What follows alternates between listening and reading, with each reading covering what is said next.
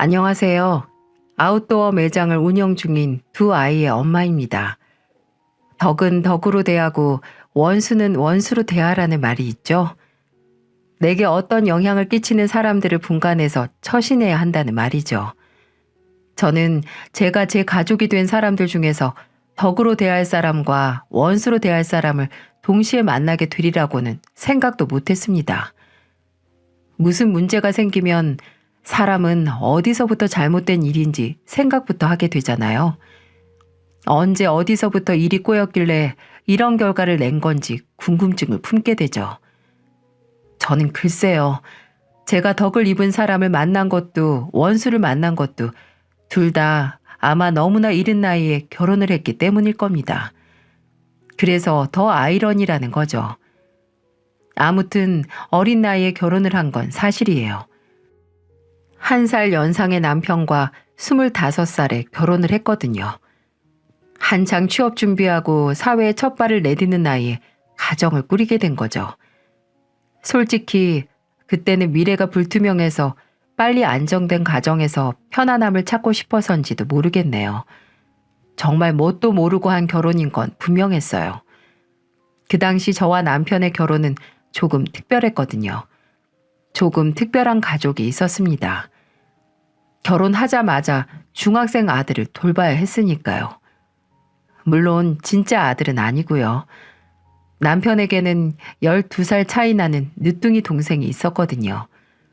도련님이 9살 때 시어머니는 지병으로 돌아가시고 시아버지와 남편, 어린 도련님 이렇게 세 식구가 살고 있는 집에 며느리로 제가 들어간 겁니다. 도련님이 그 나이 때 거쳐야 할 엄마의 손길은 모두 형수인 제 손길이었던 거죠. 그때 저희 부모님은 제게 결혼을 다시 생각해보라고 하셨어요. 굳이 어린 도련님이 있는데 시댁살이를 할 필요가 있냐고요. 분명 그 어린 도련님은 제가 키워야 할 거라고요. 지금 같았으면 저도 부담스럽고 어려워서 당장 다시 생각했을 결혼이었지만 그때는 정말 어린 치기 때문인지 무턱대고 남편에게 시댁에 들어가 살겠다고 해버렸네요.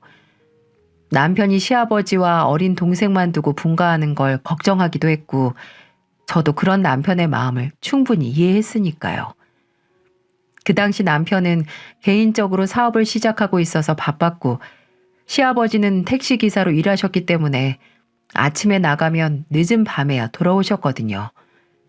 그러니 집에서는 대부분의 시간을 저와 도련님 이렇게 둘이서 보냈네요. 막 사춘기가 온 도련님과의 생활은 처음부터 순탄하지만은 않았습니다. 그 나이 때 남자애들처럼 도련님은 숫기도 없고 말도 없고 집에 오면 방 안에 틀어박혀서 얼굴 보기도 힘들었어요. 제가 그때 다니던 회사에서 퇴근하고 들어오면 조용한 집안에 도련님만 있었습니다. 도련님, 나 왔어요. 교복도 안 갈아입고 뭐해요? 다녀오셨어요? 뭐라도 먹었어요? 형도 그렇고 아버님도 늦게 오신다고 하니까 둘이서 뭐라도 먹을까요? 집에 뭐가 있나? 저 편의점에서 사다가 먹었어요. 안 먹어도 돼요.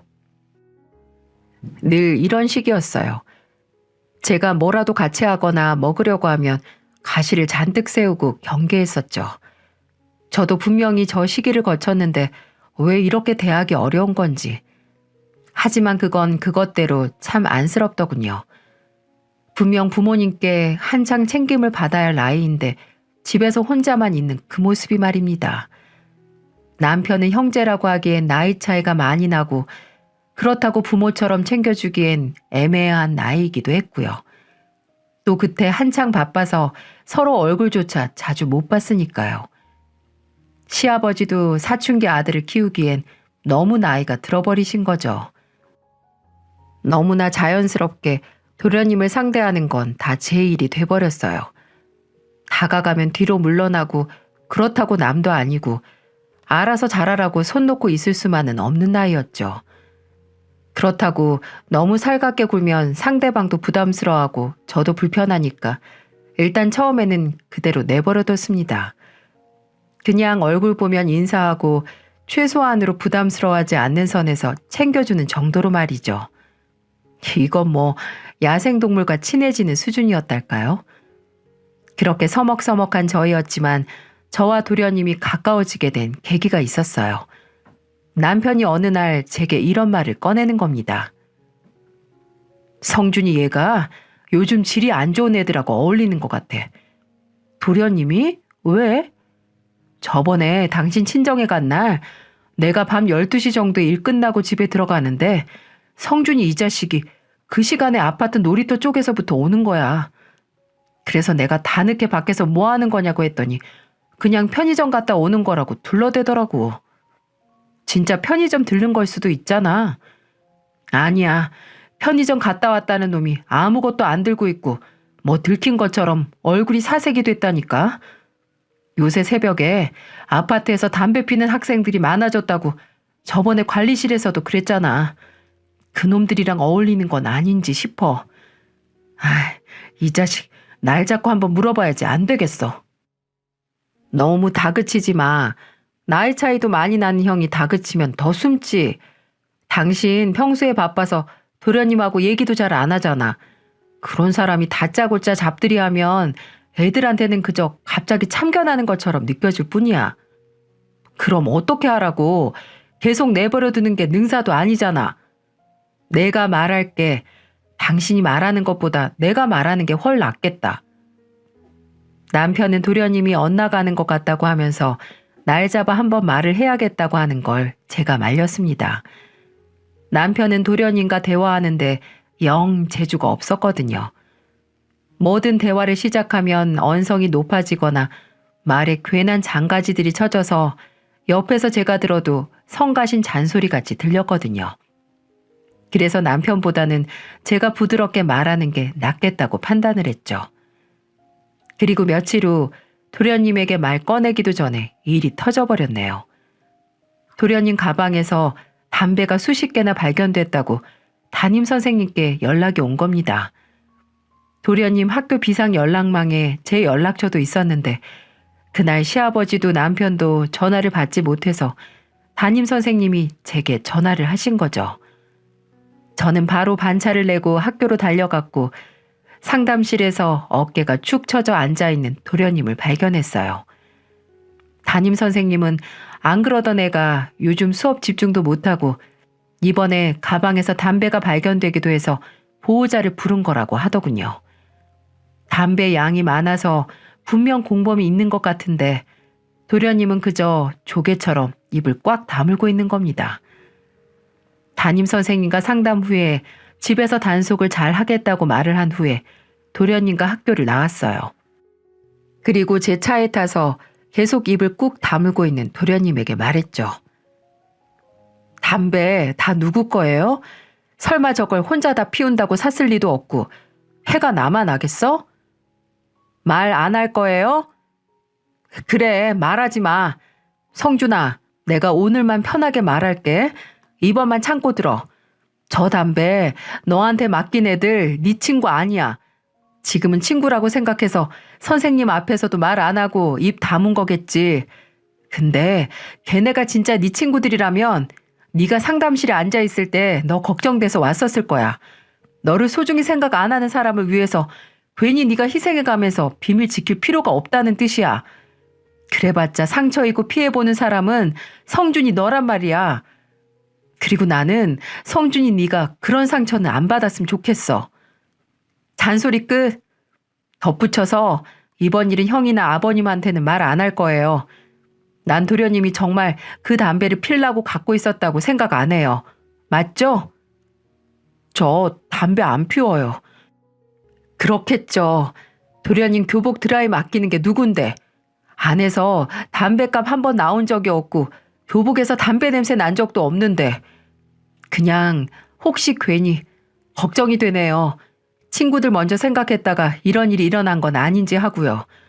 내가 이용당하는 거 아니냐고 물어보면 화낼 거죠? 그치, 자존심 상하지.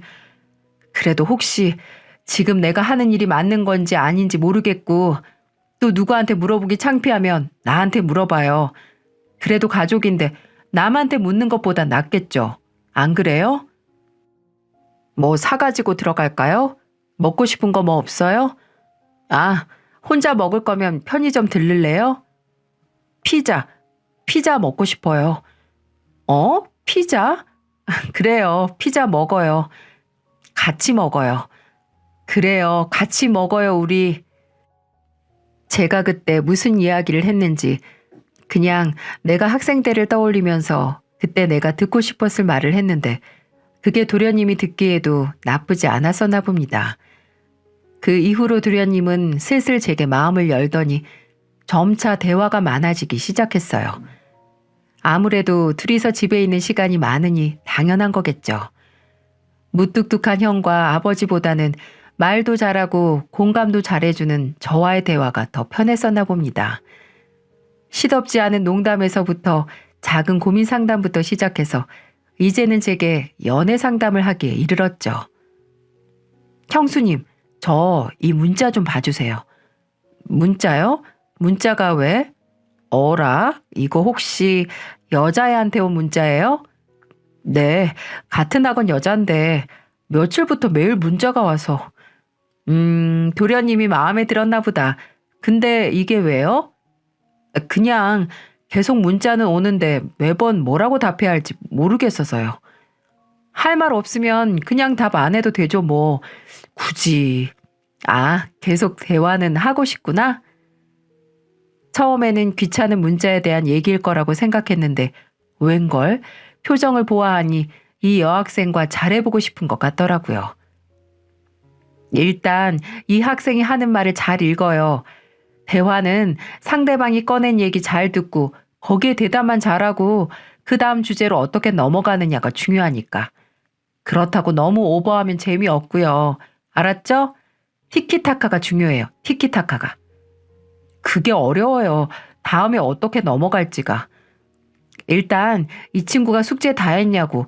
본인은 아직 절반밖에 안 했다고 했잖아요. 그럼 도련님도 그 정도 했다고 하고 혹시 어렵거나 모르는 거 있으면 숙제 같이 하자고 해요.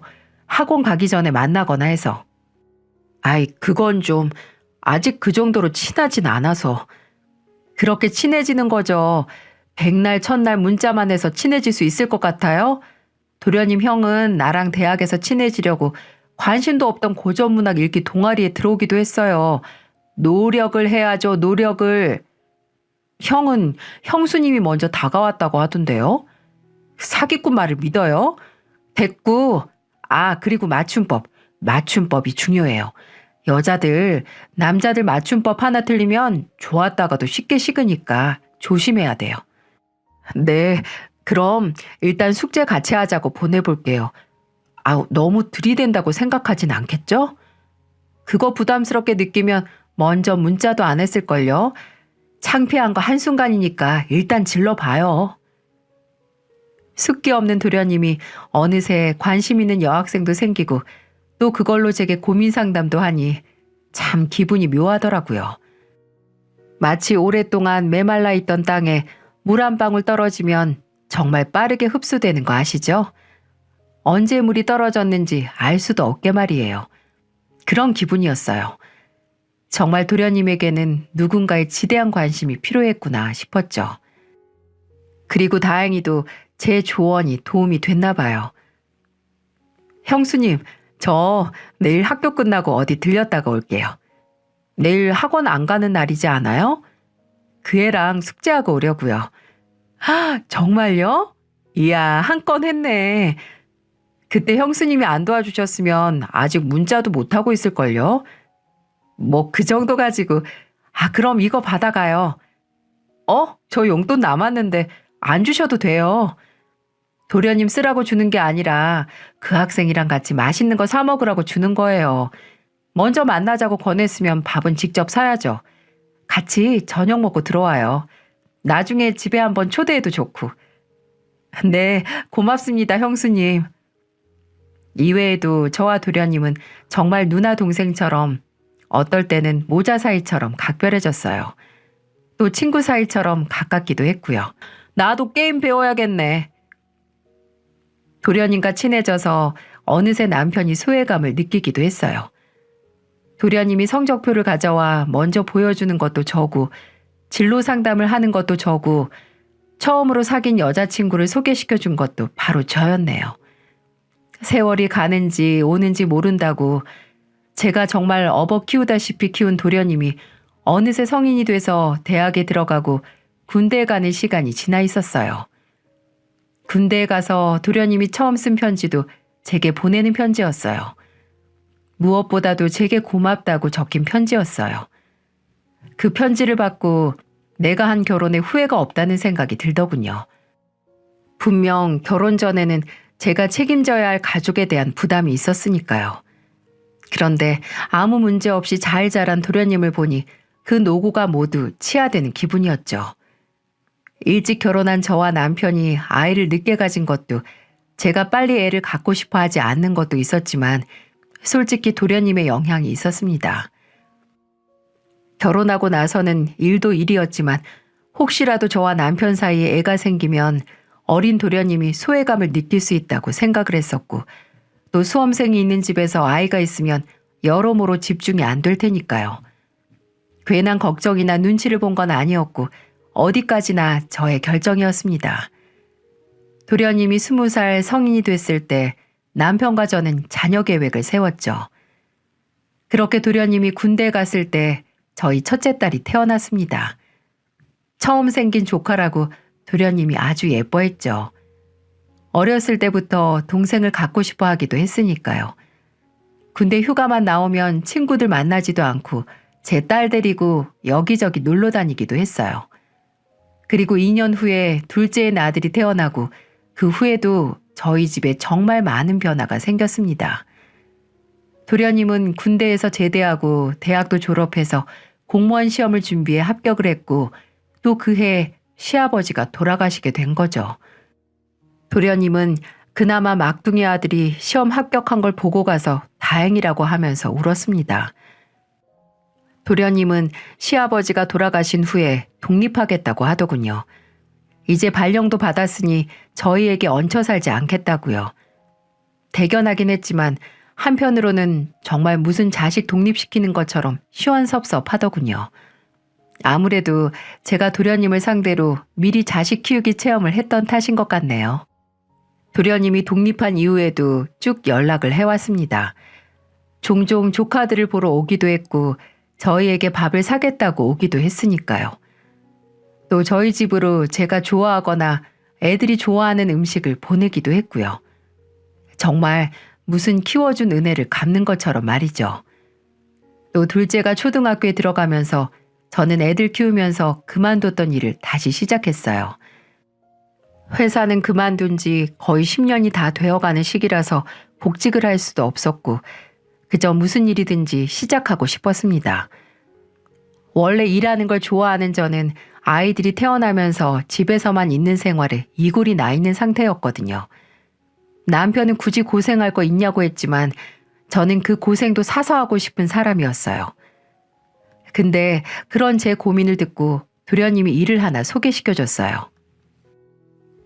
형수님, 장사도 괜찮으시면 아웃도어 매장은 어떠세요? 제가 아는 선배가 아웃도어 매장을 하는데 본사랑 위임 매장 면접은 소개시켜드릴 수 있는데. 아웃도어요? 나는 등산에 대해 진짜 1도 모르는데 괜찮을까요? 어차피 옷장사인데요 뭐. 그 선배도 거의 5년은 했는데 매장 접근성만 괜찮으면 꽤 잘 된다고 하더라고요. 그럼 한번 해볼까요? 그거 계약금 있죠? 네, 제가 선배한테 먼저 말해둘게요. 계약금도 물어보고. 그렇게 도련님이 아는 선배에게서 소개를 받아서 제2의 직업을 찾았습니다. 저는 제가 장사에는 잘 안 맞는다고 생각을 했는데 하니까 잘 되더라고요. 제가 이렇게 싹싹한 사람인지 이 일을 시작하면서 처음으로 알게 되었죠.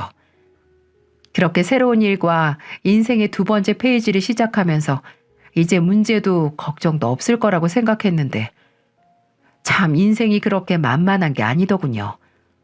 모든 건 매주 한 번은 연락을 했던 도련님과 연락이 끊기면서 시작이 됐죠.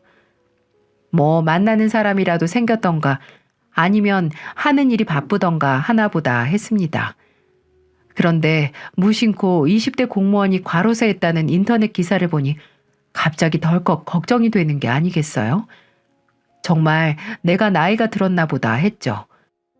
그래서 남편과 이런저런 이야기를 하다가 도련님 얘기도 하게 됐습니다. 여보, 요즘 도련님하고 연락해? 왜? 무슨 일 있대? 그걸 모르니까 문제지. 연락이 통 없어. 당신은 혹시 연락하나 싶어서. 당신한테 안 하면 나한테도 안 하지. 다 큰 애가 연락 좀 없다고 무슨 걱정식이나 해. 애들도 작은 아빠 집에 안 오냐고 묻기도 하고 무소식이 희소식이긴 하지만 매번 먼저 연락하던 사람이 연락이 뚝 끊기니까 걱정이 당연히 되잖아. 쓸데없는 걱정이야, 쓸데없는 걱정. 이 김에 당신도 성준이랑 연락 좀 줄여. 무슨 걔가 진짜 아들이야? 남편은 이 김에 심적으로 독립도 시키라고 하더군요. 제가 도련님을 끼고 도는 것도 아닌데 말입니다. 남편과 도련님 사이가 대면대면 하긴 했지만 남편은 늘 도련님 얘기만 나오면 대수롭지 않은 일이라고 넘겼습니다. 그렇게 도련님과 연락이 안 된 지 한 달 가까이 됐을까요? 점심 약속이 있어서 밖에 나갔는데 약속 장소가 도련님이 일하는 도청과 멀지 않더라고요. 그래서 매장으로 들어가기 전에 들러서 커피 한 잔 사다가 주려고 했습니다. 자치센터에 들어가서 도련님을 찾는데 민원 창구에는 안 보이는 거예요. 사무실에서 일하고 있나 보다 해서 거기 있는 직원에게 강성준 씨 어디 있냐고 물어보니까 글쎄 병가를 내고 쉬고 있다는 게 아니겠어요? 근 한 달 연락이 안 되더니 직장도 쉬고 있다니 분명 무슨 일이 생긴 거 아닌가요? 저는 당장 도련님에게 전화를 걸었지만 전화도 받지 않더군요. 혹시 어떤 사정으로 연락을 피하고 있는 건가 해서 문자를 남겼습니다. 방금 병가 낸 거 알았다고. 대체 무슨 일이냐고요. 뭐라도 괜찮으니까 연락 좀 달라고 남겼죠. 남편은 이 얘기를 듣고도 그저 시큰둥 하더라고요. 큰일 아니겠지 하면서요. 그렇게 이틀 후에 드디어 도련님에게서 연락이 왔습니다. 저도 모르게 전화를 한 도련님에게 소리를 질렀네요. 생각이 있는 거예요? 없는 거예요? 걱정하는 가족은 생각도 안 해요? 죄송해요, 형수님. 저도 경황이 없어서 저 지금 병원이에요. 어딘데요? 입원한 거예요? 네. 형수님, 혹시 지금 시간 괜찮으시면 병원으로 와주실 수 있으세요? 평소 같으면 제가 병원에 간다고 했을 때 올 필요 없다고 만류했을 사람이 먼저 와줄 수 있냐고 물으니까 덜컥 겁이 나더군요. 대체 어디가 어떻게 아프길래 저는 무슨 말을 들어도 놀라지 않을 각오를 하고 병원으로 달려갔습니다. 분명 마지막으로 봤을 때와 다르게 살이 쭉 빠진 도련님이 병실에서 저를 반겨주더군요. 그리고 그런 도련님 입에서 나온 말은 그야말로 저를 주저앉게 만들었어요. 신장암이요? 지금 암이라고 했어요? 도련님이 암이라고요? 그냥 말만 암이지 그렇게 걱정하실 필요 없어요. 다행히 이번에 우연히 건강검진하면서 발견했고 초기라서 전이 된 것도 없어서 절제 수술만 받고 그 후에는 추적 관찰만 하면 된대요. 그래도 어떻게 걱정을 안 해요. 아니 이렇게 늦게 말하는 게 어디 있냐고요. 미리 말해서 뭐해요. 그냥 걱정만 나누는 거지. 그래서 수술은요? 오늘 조직 검사하고 이제 날 잡아야죠. 걱정 마세요. 근데 그것보다 오늘 형수님께 할 얘기가 있어서요. 계속 걱정하지 말라는 말만 하고 무슨 얘긴데요. 나 정말 지금 도련님이 무슨 얘기를 해도 안 놀랄 자신 있어요. 진짜 놀라시면 아니 제가 지금 무슨 말을 하든지 무너지시면 안 돼요? 무너질 게 어딨어요. 그게 무슨 도련님 지금 울어요? 당장 본인이 암에 걸렸다는 소식이 본론이 아니라는 사람이 울기 시작하니까 도통 감을 잡을 수가 없더군요. 살집 하나 없는 얼굴로 몸을 부르르 떨면서 눈물을 쏟기 시작하는데 불안해서 혼났네요. 왜 대체 우는데요? 어디 안 좋은 데가 더 있대요? 그게 아니라 제가 문제가 아니고요. 형수님, 이것 좀 봐주세요. 도련님은 얼굴을 흠뻑 적신 눈물을 닦더니 병실 침대 옆에 있는 서랍에서 종이봉투를 꺼내는 겁니다. 그때까지만 해도 그게 뭔지 몰랐지만 그 종이봉투를 보자마자 불안감이 끝을 모르고 고조됐어요. 대체 뭐가 나올지 알 수가 없었으니까요. 그리고 도련님이 봉투에서 꺼내 제게 보여준 건 그야말로 충격 그 자체였습니다. 도련님이 무슨 말을 하던 놀라지 않을 각오를 했는데 이게 말이나 됩니까? 대체 왜 제게 이런 일이 생긴 거냐고요. 이게 대체 뭐예요? 이런 걸 도련님이 왜 가지고 있어요? 도련님이 찍은 거예요? 일단 제 말부터 들어보세요, 형수님. 저도 다 사정이 있어서 그런 거니까. 도련님이 제게 보여준 건 다름 아닌 남편의 사진이었어요. 아니, 남편만 있는 사진이 아니고 남편이 모르는 여자와 다정하게 손을 잡고 걷고 같은 차에 타서 애정 행각을 하고 호텔 로비로 보이는 곳에서 팔짱을 끼고 골프장에서 함께 골프를 치는 사진이었죠. 그렇습니다. 남편의 외도 현장을 찍은 사진이었어요. 남편이 바람을 피우고 있다는 것만으로도 충격적인데 그걸 제게 건네준 게 도련님이라는 것도 기가 막혔죠. 도련님은 그런 제 표정을 읽었는지 설명을 하기 시작하더군요. 형이 몇 개월 전에 저한테 돈을 빌려갔어요. 아버지 유산 나눠 가진 거랑 모은 거랑 몽땅 다 1억 정도요.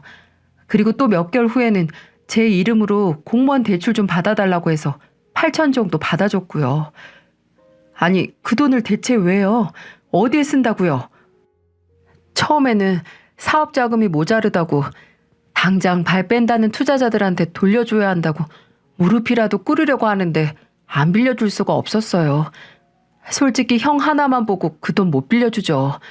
형수님이랑 애들 생각해서 빌려줬는데 형이 대출 이자를 안 보내는 거예요. 그래서 몇 달 제가 다 냈고요. 난 그 사람이 도련님한테 돈 빌린 것도 몰랐어요. 전혀 언질이 없어서. 저한테도 형수님한테는 절대 비밀로 해달라고 했어요. 괜한 걱정 끼치기 싫다고. 근데 형이 이자도 안 내고 제 연락도 다 안 받더라고요. 아예 무시하고. 분명 뭔가 이상해서 제가 직접 알아봤거든요. 형 재정 상태 같은 걸요. 근데 의뢰해서 알아보니까 돈 없어서 이자도 못 내는 인간이 며칠 동안 골프장 딸린 호텔로 여행을 가는 게 아니겠어요? 형수님하고 애들하고 간 것까지 않아서 더 알아보니까. 근데 거기에 바람난 여자랑 같이 갔다는 거죠? 미치겠네 진짜. 이번에 형 출장 간 적 있어요? 어디 여행이나? 이번 달 초에 강원도 간 적 있어요, 출장으로. 그것도 이 여자랑 같이 간 거였어요. 둘이 거의 2년은 만났더라고요. 형 회사 직원이래요. 대외적으로는 비서라고 여기저기 데리고 다니는 것 같은데. 형수님, 이렇게 알게 해드려서 정말 죄송해요. 이런 인간이 제 형이라는 것도 죄송하고, 그래도 언제 알든 조금이라도 빨리 아는 게 여러모로 나을 것 같아서요. 이 인간 저한테 사업 자금이라고 돈 빌린 것도 다 거짓말이에요. 그 돈으로 이 여자랑 흥청망청 쓰고 다닌 거라고요. 도련님의 말이 모두 바람처럼 저를 통과했습니다. 전혀 들리지가 않더라고요. 남편이 무뚝뚝하긴 했어도 저와 아이들에게 정말 잘하는 사람이었는데 일한다고 주말에도 바빴던 게 바빠서 애들과 같이 못 놀아줬던 게 모두 우리 가족을 위해 일했던 시간이 아니라 다른 여자와 놀아나는 시간이었던 겁니다. 형수님, 일단 숨 좀 쉬세요. 숨 좀.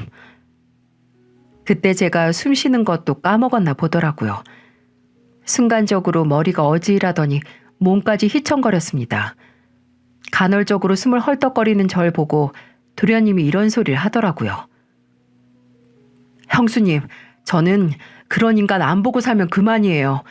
제가 뒷조사하다가 외도 현장 잡은 게 형한테 발각된다고 해도 상관없어요. 빌려간 돈 떼먹힌다고 해도 아무리 가족이라도 불륜 남은 사양이에요. 그러니까 형수님, 제발 이런 인간 버리세요. 혹시라도 애들 생각해서 참지 마시고 당장 제 몸에 있는 암세포보다도 해로운 인간한테서 도망가세요. 맞습니다. 참을 게 있고 안 참을 게 있는 거죠. 저를 그리고 우리 애들을 배신한 인간을 용서할 수 없었어요. 당장 함께 산 20년의 시간을 송두리째 우습게 만든 그런 인간을요. 저는 도련님에게 사진을 받고 이제 내가 알아서 하겠다고 말했습니다. 도련님은 일단 수술 걱정만 하라고요. 그리고 남편이 빌린 돈도 꼭 받게 해주겠다고 했죠. 걱정이 가득한 도련님의 얼굴을 뒤로하고 병실을 나왔습니다. 제가 먼저 한 일은 남편 차 블랙박스 영상을 모두 확인하는 거였죠. 약 열흘가량의 영상이 남아있었고 그중 딱 3건의 증거를 확인했어요. 남편과 그 여자가 차에서 같이 내려서 손잡고 걸어가는 것과 차 안에서 나누는 대화하는 걸 말이죠. 두 인간들이 하루가 멀다 하고 차 안에서 애정행각을 한 게 이제는 제게 도움이 되는 거죠. 대체 뭘 믿고 이런 증거를 삭제 안 한 건지 생각해보니 저는 단 한 번도 남편을 의심한 적이 없었거든요. 정말 단 한 번도요. 저의 믿음을 이런 식으로 이용하다니 속에서 더 열불이 났습니다. 이런 인간들을 그냥 보내줄 수는 없었어요. 단단히 망신을 줘야겠다는 생각밖엔 들지 않았고요. 또한 제 아이들도 이 사실을 알아야 한다고 생각했어요. 아빠라는 인간이 어떤 인간인지 알아야 할 권리가 아이들에게도 있으니까요. 초등학교 6학년인 딸과 4학년인 아들이 이해할 수 있는 선에서 알려줘야 했죠. 저는 피해 복수를 시작했습니다. 남편에게는 언질도 없이 딸과 아들 손을 잡고 남편의 회사로 찾아갔죠. 아니나 다를까 제가 사무실로 들어가니 남편은 사진 속 그 여자와 둘이 히히덕거리고 있더군요. 본인들은 숨긴다고 숨기는 거겠지만 그 묘하고 쎄한 기류는 멀리서도 다 느껴질 수 있었어요. 저는 애들 손을 잡고 그 두 사람 앞으로 걸어갔습니다. 남편은 그제서야 제가 온 걸 발견하고 몸을 굳히더군요. 하지만 금방 아무렇지 않은 척 하는데 기가 찼습니다. 여보, 무슨 일이야? 갑자기 애들까지 데려오고. 아빠가 무슨 일 하는지 애들한테 보여주고 싶어서 왔지. 말 안 하고 와야 생생한 현장을 볼 수 있을 거 아니야? 생생한 현장이라니 새삼스럽게. 준이 학교 숙제야? 부모님 회사로 현장 학습하는 게? 숙제가 있어야만 아빠 보러 회사에 오나? 근데 이쪽은 누구야? 회사 직원? 여기 유미 씨. 안녕하세요. 주유미라고 합니다. 반가워요. 근데 사진빨이 안 봤네. 실물이 훨씬 나아요. 네? 그게 무슨... 사진이라니 당신 유미 씨 사진을 본 적이 있어? 그럼 있지. 자. 저는 그 말을 끝으로 가방에 넣어뒀던 사진을 남편 사무실에 뿌려버렸습니다.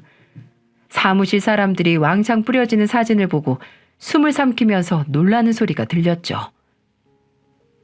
여보, 이게 대체 무슨 짓이야? 이건 또 뭐고? 내가 애들한테 아빠가 무슨 일 하는지 보여주러 왔다고 했잖아. 얘들아, 아빠가 회사에서 얼마나 열심히 일하는지 봐봐. 일하는 시간을 이렇게 쪼개서 저 언니하고 놀러 다니시는 거야. 정말 부지런하지? 아빠, 이게 뭐야? 아빠 바람 피웠어?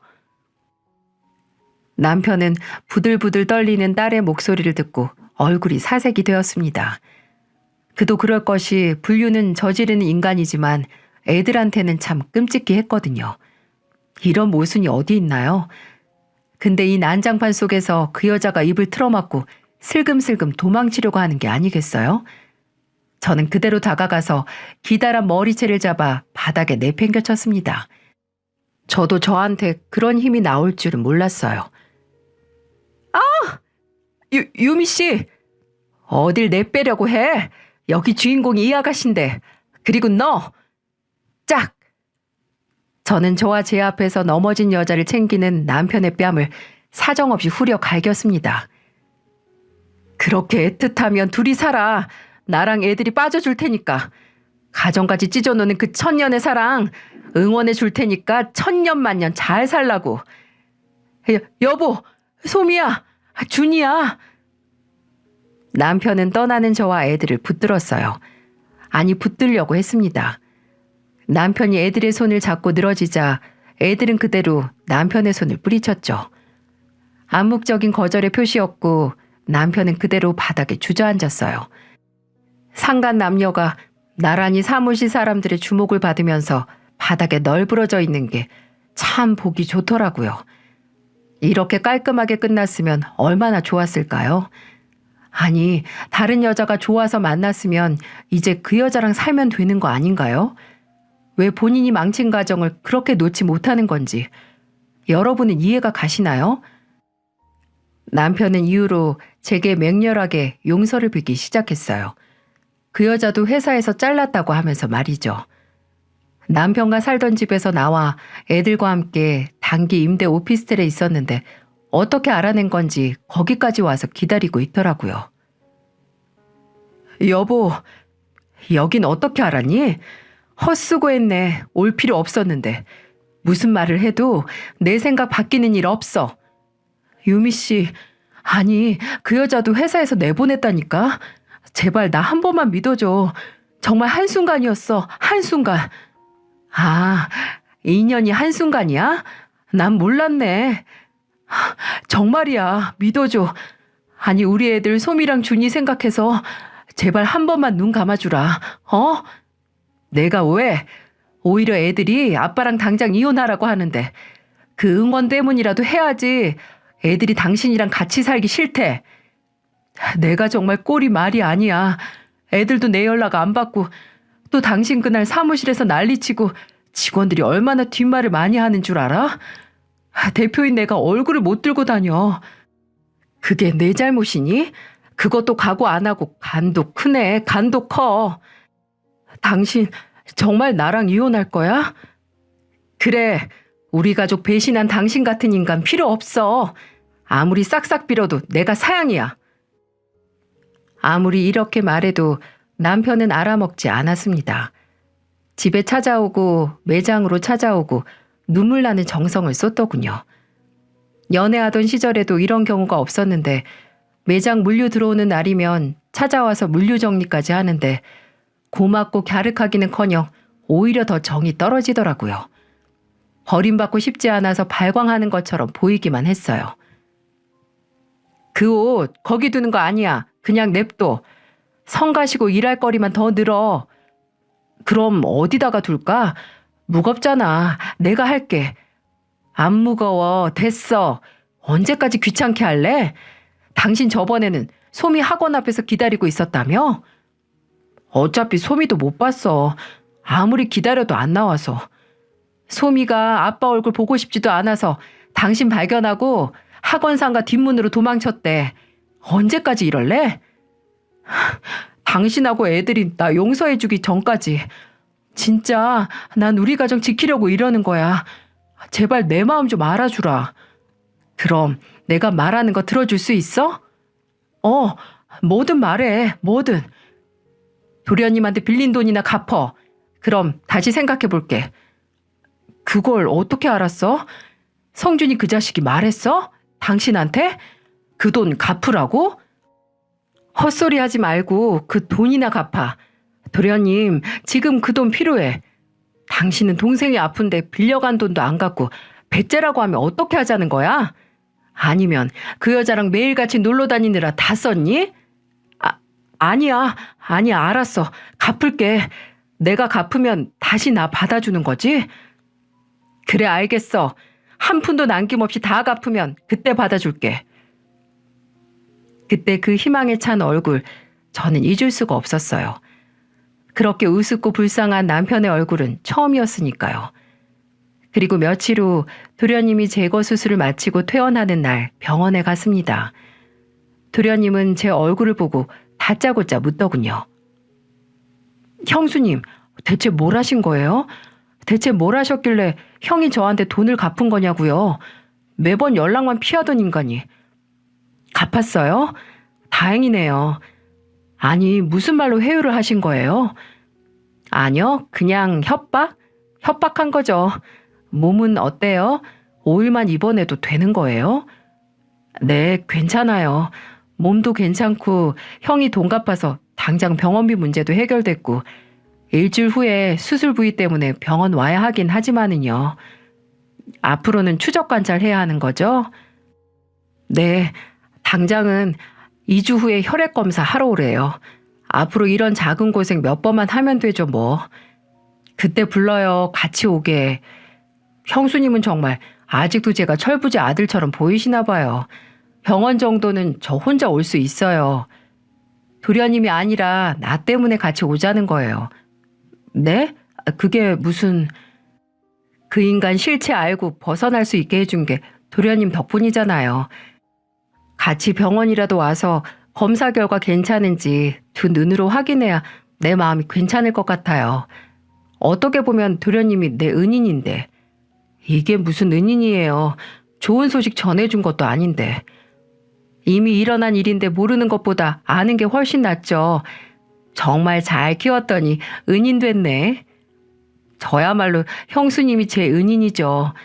형수님 없었으면 제가 엇나갈 수도 있었을 텐데 진짜 엄마 없는 애 잘 키우셨어요, 형수님이. 제 청춘을 바쳐서 키웠더니 안 일어났으면 좋았을 일이지만 어쨌든 도련님이 똥 피할 수 있게 도와준 거죠. 도련님은 끝까지 헤어지는 거 맞냐고 확인을 했습니다. 혹시라도 그 쓰레기 안고 살까봐 걱정됐나 봐요.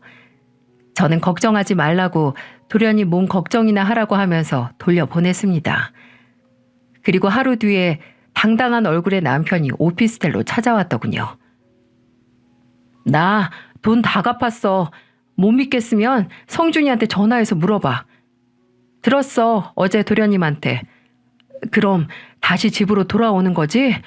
이 집은 어떻게 할 거야? 단기 임대 계약이 언제까지지?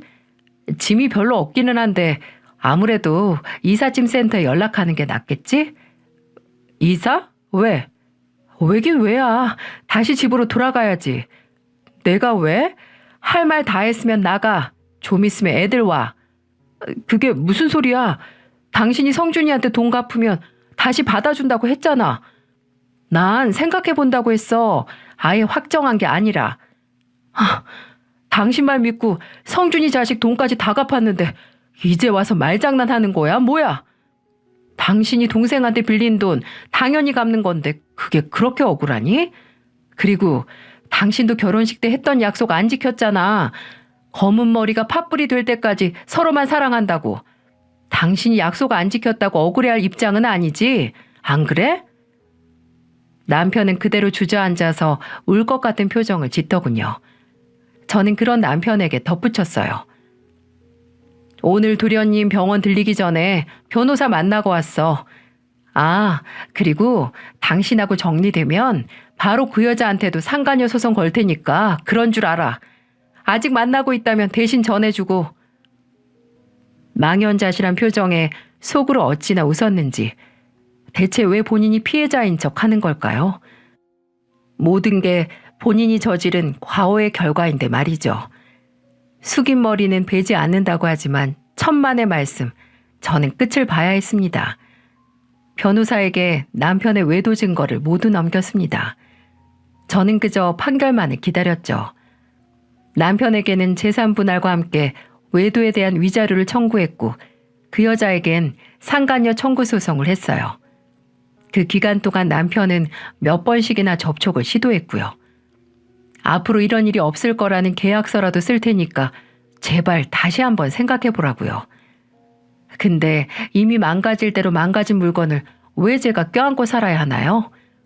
환경을 생각해서 그 상간녀가 끼고 살면서 재활용하면 되겠죠. 거의 반년 동안 마음고생 참 많이 했습니다. 분명 이른 변호사님이 다 했는데 진이 빠지는 건 저였죠. 아무리 있는 정 없는 정 다 털릴 대로 털려도 20년이란 결혼 생활이 짧은 시간은 아니니까요. 후련한 만큼 속이 쓰기도 했습니다. 하지만 후회는 없어요. 소송이 다 끝난 후에야 깊은 잠을 잔 것 같네요. 솔직히 저와 애들이 고생한 것 대비 적은 위자료라고 생각하지만 그저 위로금이라고 생각하기로 했어요. 도련님은 무사히 몸 안에 암세포를 떼어냈고 저는 암덩이 같은 존재를 인생에서 제거했네요. 뭐 끝까지 깨끗하게 제거한 건 아니었어요. 전 남편이 애들에 대한 양육권을 주장했기 때문이었죠. 전 남편이 바람을 피우긴 했지만 애들을 못 키울 환경은 아니기 때문이었어요. 전 남편은 애들만이라도 보고 싶어서 양육권을 주장했지만 근데 이게 오히려 독이 됐네요. 애들이 아빠와는 만나고 싶지 않다고 했기 때문이었죠. 특히 딸이 바람을 피운 아빠와는 절대 만나고 싶지 않다면서 아주 난리를 부렸습니다. 전 남편은 그게 꽤나 큰 충격이었는지 끝내 양육권 소송을 포기했고요. 저에게도 물론이지만 전 남편의 외도는 아이들에게도 아주 큰 상처였으니까요. 하지만 지나온 사건이 크고 충격적인 만큼 저와 아이들은 더욱더 돈독해졌어요. 지금은 괜찮은 전셋집으로 옮겨서 잘 살고 있어요. 저희 셋이서 오순도순 살 수 있는 우리 집 마련을 목표로 열심히 살고 있네요. 또 기쁜 소식은 이제 저희 도련님이 서방님이 된 건데요. 도련님이 오랜만에 애들과 함께 식사를 하자고 부르더니 결혼할 여자를 소개시켜 주는 게 아니겠어요? 형인 전 남편과도 연을 끊어서 이제 남은 가족이 저와 아이들 뿐이라고 했습니다. 그래서 누구보다도 저와 아이들에게 먼저 소개시키고 싶었다고 하더라고요. 가재는 개편이라고 하는데 같은 핏줄인 전 남편과 도련님이 같은 종류의 인간이 아니라 오히려 생판남인 저와 같은 종류의 인간이었던 건 아니었나 이런 기분이 들었죠. 소개시켜준 여자는 같은 곳에서 일하는 동료와 사내 연애를 하다 이제 결혼까지 생각하고 있다고 하는데 어찌나 기쁘던지요. 아픈 몸 때문에 혹시라도 혼자 살겠다고 하진 않을까 걱정했었는데요. 하지만 매번 하는 건강검진에서 다행히 문제될 건 없다고 하더군요. 이제 전 남편과 이혼을 해서 서방님이라고 하지 않고 이름 그대로 성준이라고 부릅니다. 정말 친누나처럼요. 저희 아이들에게는 작은 아빠이긴 하지만 이젠 서방님이라고 부르기도 뭐해서 서로 협의했죠. 처음에는 이제 이혼했으니까 이 관계도 청산인가 했지만 도련님, 아니 성준이는 계속 조카들을 만나기를 원했어요. 그 인간 때문에 좋은 인간관계를 정리하기는 억울하다고도 했고요. 맞아요. 그 인간과 결혼해서 못 볼 꼴도 많이 봤지만 좋은 사람 하나 건졌으니까요. 내가 한때 사랑했던 남자는 원수가 되고 업어 키운 도련님은 은인이 됐네요. 정말 사람 일이 어떻게 될지 한 치 앞도 예상할 수 없는 것 같습니다. 원수인 전 남편은 이혼으로 복수했고 은인인 도련님은 그 인간이 빌린 돈을 받게 해줘서 은혜를 갚았네요. 정말 긴 시간이었습니다. 매장을 시작하면서 제2의 인생이 시작됐다고 생각했지만 그게 아니었어요. 이혼과 함께 제2의 인생이 시작된 것 같습니다. 그리고 이번 인생은 정말 후회 없이 보내고 싶어요. 저와 아이들과 함께 말이죠. 길고 긴 저의 연대기를 들어주신 모든 분들께 감사의 말씀을 드립니다. 저의 사연을 채택해 주신 분들께도 감사드리고요. 평소 즐겨 듣던 채널에 사연이 채택된 걸 보면 정말 앞으로는 좋은 일만 일어날 건가 봐요. 저와 여러분의 앞에 꽃길만 가득 펼쳐지길 바랍니다.